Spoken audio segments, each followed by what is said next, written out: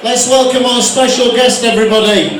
Ladies and gentlemen, a man who has graced the screens of Sky TV as one of their pundits for no less than 27 years, after a great boxing career as well. Saw him in the ring for 39 times as a professional boxer, of which he won 30 times. Ladies and gentlemen, introducing the former British Commonwealth and IBF Cruiserweight Champion of the World, Sheffield. Please welcome the gentleman of boxing, the one and only McCrory!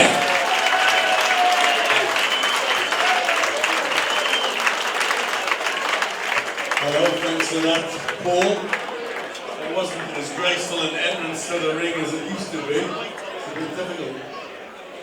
Now then, ladies and gentlemen, this is a bit of a treat for you, which Dennis has added into the evening for everyone's entertainment, because as well as the boxing tonight, as well as the food as well, ladies and gentlemen, it was thought it would be really good to bring in a former world champion and also do a little bit of a Q&A. Of course, here in the UK, we've got a great big weekend of boxing. We'll find out Glenn's thoughts about it after we've heard about his career. But in order for this to work, we're going to very respectfully ask everybody in the room not to have a chin wag whilst we're on the microphone in the ring. There are people ringside who are big boxing fans who'd love to listen to Glenn, and it would be a shame if people were talking above Glenn and then we wouldn't be able to enjoy it. So ladies and gentlemen, if the person next to you is having a chin wag whilst we're in the ring on the microphone, do us a favour, just give them a little nudge for us. If you do want to talk, please just go out onto the car park for a few moments whilst we enjoy this. Is that alright? Ladies and gentlemen, thank you. So just very respectfully, shh. Let's listen to our world champion in the ring. Glenn, very good evening. Welcome to Sheffield. Thank you. It's great to be in Sheffield. I've got quite a bit in common with Sheffield because my father was also an unemployed steelworker, so we have a bit in common. But it's great to be here. We've had some fantastic boxers from Sheffield over the years.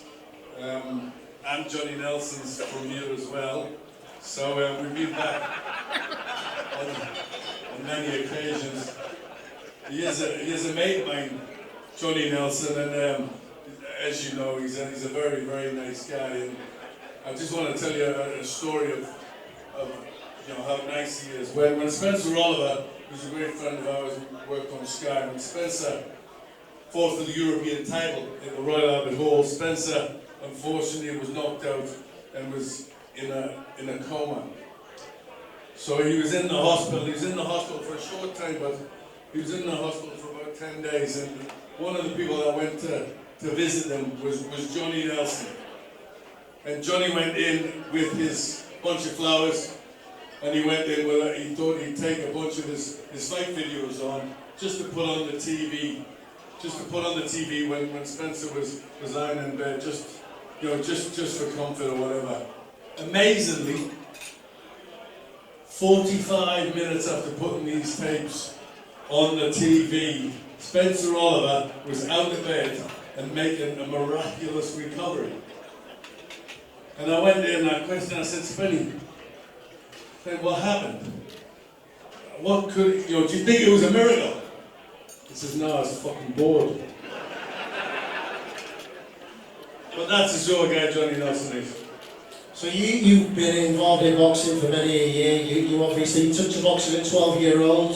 First fight 15, professional at 18. How did it all start in the life of Glenn McCrory? It started from my family. My family came over from Ireland to work in my grandparents and his brothers, and they came over from Ireland to work in a place called Concert, a steel mill in Concert. So the family, my dad's obviously born over here and I'm born here, but they came over and they were boxers. Actually, my granddad's brother boxed fighter Jim Kelly, who's a legend, him and his son are legends in Derry. So it was in the family from there. My granddad actually went from Ireland, went to England, then went in the British Army and served in India. He was the forces champion, welterweight champion of India. So it was in the family for a very long time. My dad always had gloves in the house, so it was if you couldn't play football and you come from the northeast of England, you've got to be able to fight. So boxing was what I was going to do.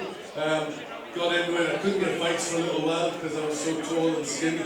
But eventually, I went on to have a career of 64 fights, 56 wins. Boxed, was national aviating champion, and boxed for England and Ireland. So it was a great career, but I was in a hurry to turn professional. And I signed up with a guy called Doug Bidwell in London. And to tell you how much I knew about professional boxing, come from the northeast and from a big poor family, my first fight was in Mayfair. And they put me in with a heavyweight called Barry Ellis, who was undefeated. And very, very good. And this was my first fight. And I was so scared because when people have seen, kids have seen lots of pro fights, the first pro fight I ever saw live, I was in it. That was the first time I'd ever seen a live pro fight. And I won the fight here's an opponent. I won the fight in 90 seconds. I knocked him out in 90 seconds. And people say, how did you do that? How is it so quickly? I was absolutely petrified. So the reason was I was shitting myself. You had a great start to your professional career as well. First 13 professional fights, all wins. Then you got your first defeat, and then consequently you went on to lose 5 out of your next 6. You think you might give it in then? I did. I was on the verge of retiring with bad hands. The referees kept standing on me. Tell me another. Jesus, slow it, chef, you know what I mean? Head right over the reds. Best, another couple of things what maybe people in the room don't know about you. Mike Tyson. Ladies and gentlemen, in the ring right now is the man who took to the ring many times with Mike Tyson. Mike Tyson's sparring partner. How was that? How do you think it was, eh?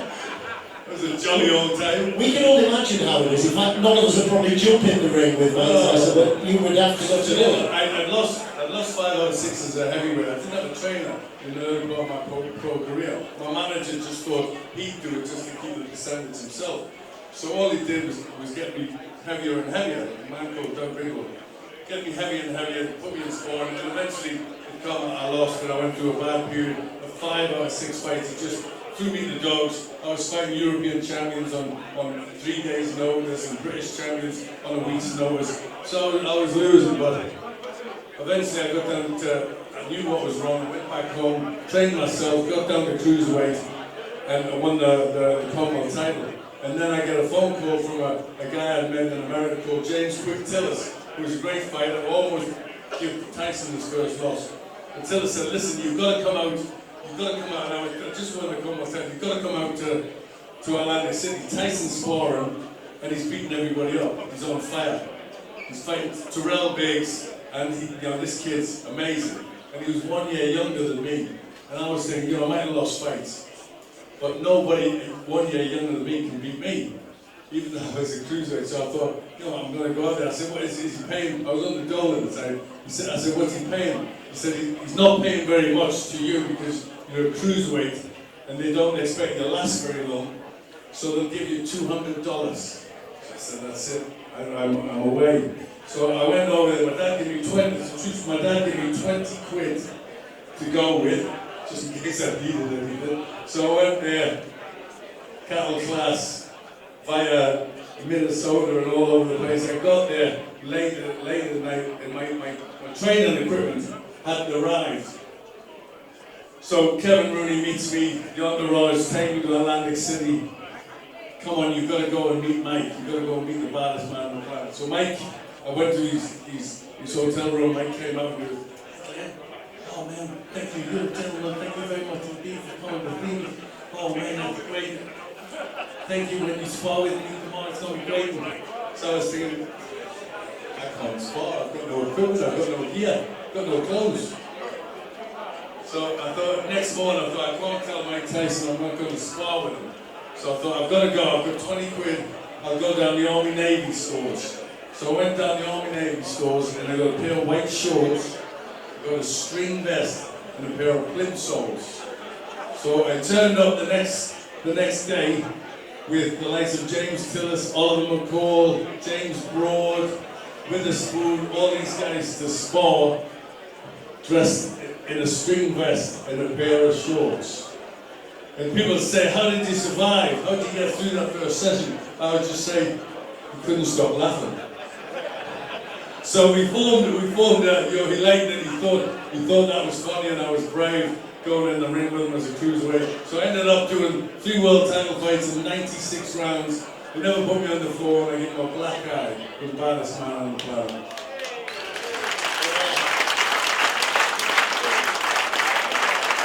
Thank you, ladies and gentlemen. Nice little one coming up now as well, because obviously Glenn has shared the ring, shared the TV screen with many a boxing legend. Shh. So tell us, Glenn, about your little meeting with Muhammad Ali. Well, people say when they've met Muhammad Ali, it's a great, great experience. But in 1984, Ali was still in great shape. He'd just done the TV show with Parkinson, and he was still full of all the puns and the chit-chat, and he was great. And unbeknown to me, I was having my 5th fight at the Grosvenor Park Hotel in Mayfair, which was a feat in itself to be boxing in Mayfair from where I'm from.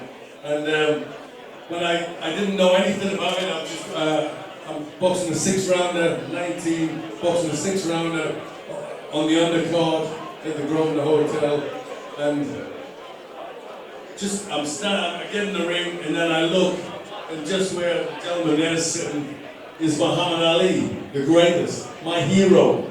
As a kid, I used to have bear hunting on the back of my random tag.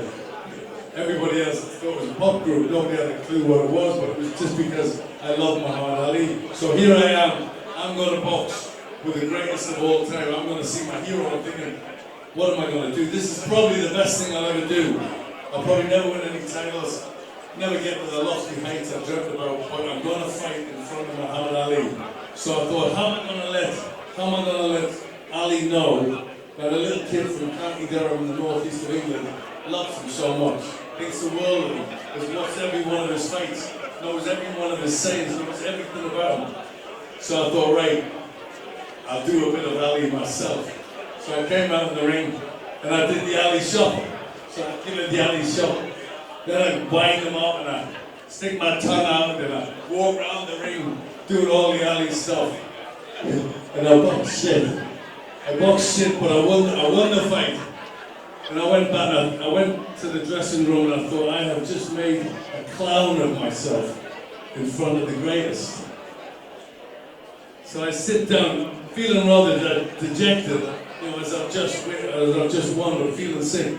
And then Jarvis is there, the man who used to run Wembley Stadium. Jarvis is there, put his head round the corner, and he said, McCrory, fasten your laces. Muhammad Ali wants to meet you. So you can imagine my excitement. So I start off super excited, and now I think, what if Ali is annoying me? What if he? And I also heard, rumors that Ali sometimes was funny to meet and didn't talk, and all the rest of it. So I didn't know what to expect.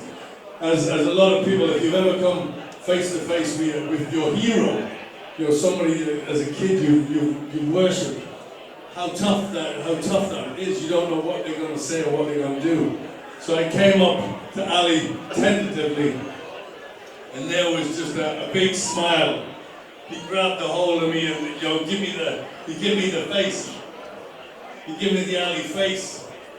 And it was fantastic. He wanted a picture, took with me. How many people can say Muhammad Ali asked me? So we got a picture. And he says, Glenn, man, I tell you one thing, you are gonna be champion of the world. Mark my words, Muhammad Ali said it, so it's gonna come true. Mark my words. But cut that shit out.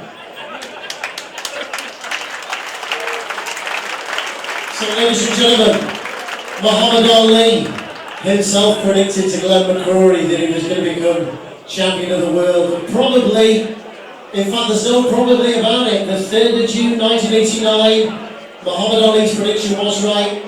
Without a doubt, your best ever day in boxing. Ladies and gentlemen, when this man in the ring right now was crowned the IBF Cruiserweight Champion of the world, ladies and gentlemen, McCrory. Go on, man. How did that feel? Well, it was amazing because I've had a really tough career up till that point. Having sparred with Tyson at 19, I was sparring Bone Crusher, all Frank Bruno's opponents, took up Burbick, I was sparring all them as well, and I made no money. You know, I'd get ripped off and, you know, thrown to the dog. So it'd been a very tough rise up. I give Mike Tyson a black eye in sparring, and on the back page of the New York Post was all about this big Irish kid that, you know, didn't say I was a Geordie, you know, who's called McCrory. So this big Irish cruiserweight who's black Muhammad Ali's, who's black Mike Tyson's eye, pick a shiner. So I wasn't even opening up to it. You know, it wasn't me. So I knew what was coming, it was going to be tough, but the publicity from that all of a sudden got me ranked. And it got me ranked with that, with a muddy win, and then beating TJ. So it's now British Commonwealth, undefeated cruiserweight champion. I got put in the top 10. Evander Holyfield, thankfully, fortunately, give up the cruiserweight title. So in the pot went a bunch of names, and my name was in there. And the man I was to come up with was an excellent fighter who nobody wanted to fight, called Parry Lumumba. He's a real danger man. And I got that in my little village in Stanley, and I walked 200 yards up the road. I remember saying goodbye to my little girl and my ex-missus at the time, and I put my bag on my shoulder, walked up the street, Stanley Main Street, and I'm seeing Rolls Royces, and I'm seeing dicky bow ties, and I'm seeing posh frocks. I'm thinking, what the fuck's going on in Stanley? And that was my honest thought. And then I got there and I saw the TV trucks and everything else, and I realised it was for me. And it was a tough fight, but the best thing I did was I hit him with a left hook in the first round, almost knocked him out, and the rest is history. I became cruiserweight champion of the world on a great night in Stanley. I remember people talk about these big speeches that the fighters made. It was a dream come true from a kid from Stanley, the first world champion ever in the northeast of England. And they handed me the microphone at the end of the fight to give my speech. You know, the crowd were going absolutely crazy. It was a massive win for the northeast. And they handed me the microphone. I'm thinking at that time, who was I going to thank?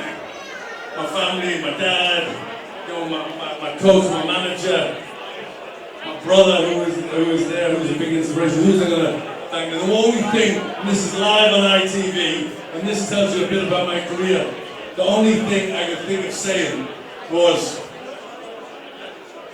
Stanley Dual Office, thank you, I'm not coming back. And that was my speech. Ladies and gentlemen, it was a great title to hold for us all, winning the IBF Cruiserweight Champion of the World, McCrory.